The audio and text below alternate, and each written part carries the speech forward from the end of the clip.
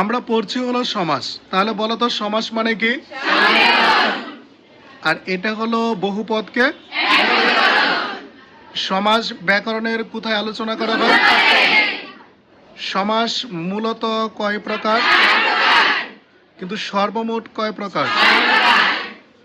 সমাসের প্রতীতি কয়টা? সমাস নিষ্পন্ন যে পদ তাকে আমরা কি বলি? সমস্ত পদ। সমস্ত পদকে ভাঙলে যে বাক্য পাওয়া যায় তাকে আমরা কি বলি?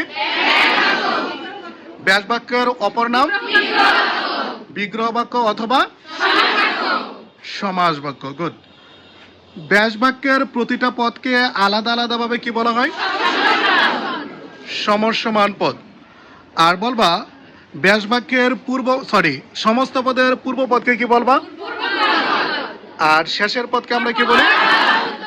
পরপদ। তার মানে আমাদের এক নম্বরে হলো সমস্ত পদ, পূর্বপদ, পরপদ, ব্যাস বাক্য বা বিগ্রহ বাক্য বা সমাস বাক্য অথবা গুড। আর সর্বশেষ ছিল হলো তোমার ব্যাস বাক্য, তাই না? আর এটা ছিল সমস্যমান পদ। তাহলে এই পাঁচটাকে আমরা কি বলি? প্রতীতি। তাহলে সমাসের প্রতীতি কয়টা? পরীক্ষা আসলে পারবে না? সবাই বলো ইনশাল্লাহ। সবাই ভি চিহ্ন দেখায় দাও সবাই।